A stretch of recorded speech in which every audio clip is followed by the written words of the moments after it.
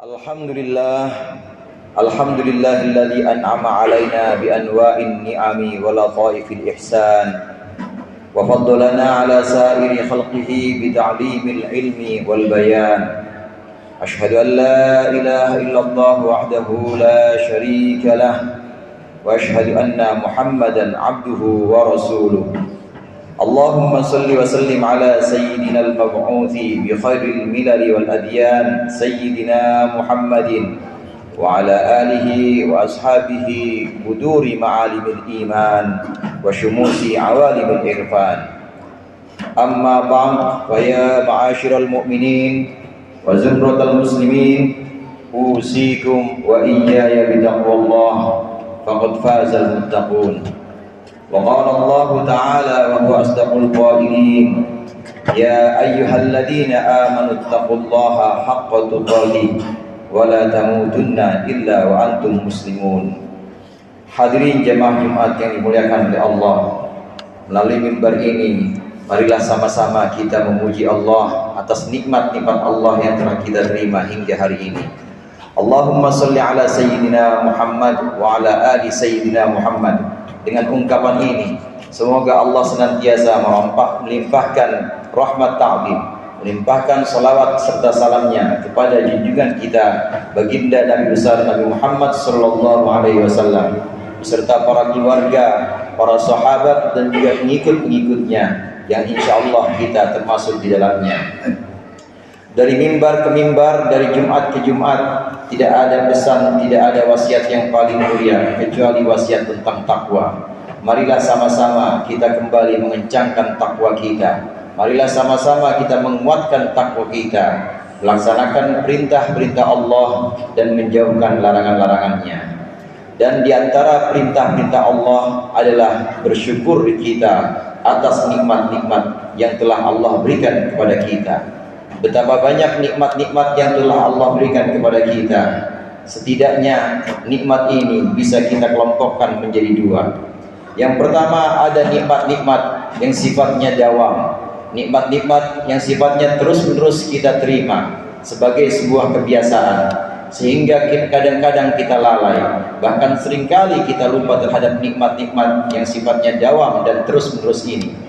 Nikmat iman, nikmat Islam, nikmat kesehatan. Seringkali kita terlupa dengan nikmat-nikmat ini karena memang sifatnya Allah berikan terus-menerus dalam keseharian kita.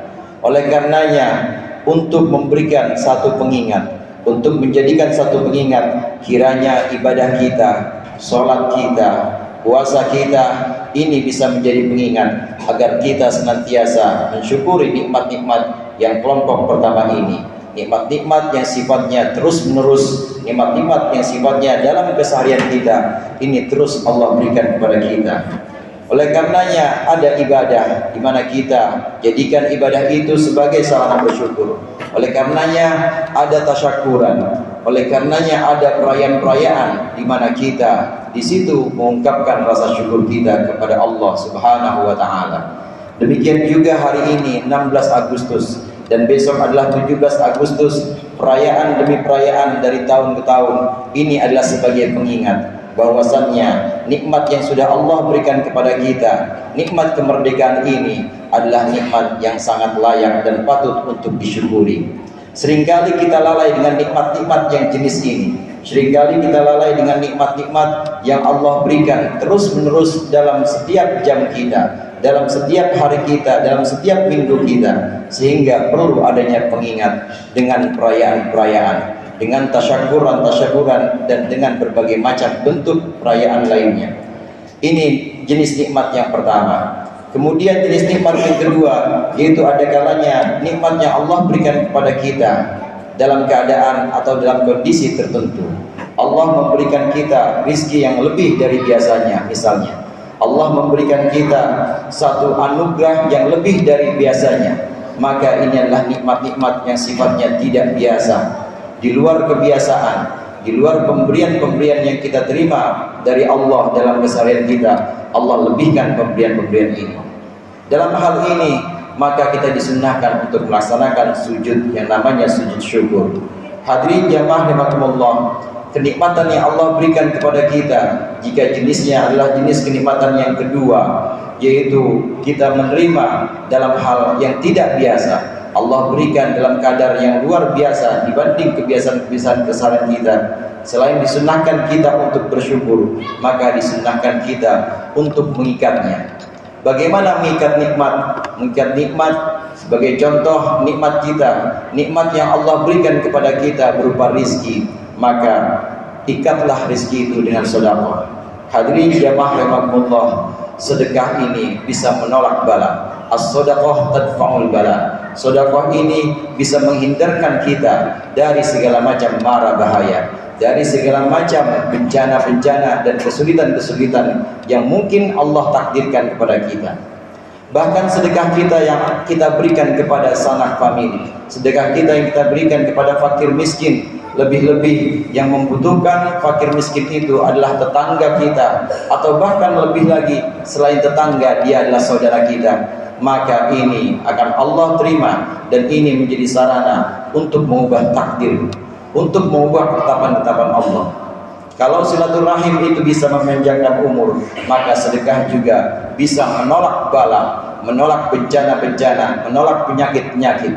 Demikian juga sedekah juga bisa memanjangkan umur.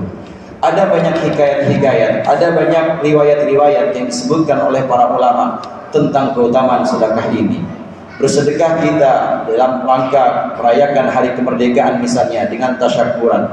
Bersedekah kita dalam rangka merayakan satu ulang tahun. Ini adalah sebuah perayaan-perayaan dalam rangka kita mensyukuri nikmat di mana Allah masih memberikan kesempatan kita untuk melaksanakan ibadah, kesempatan untuk melaksanakan atau menjalani hidup kita.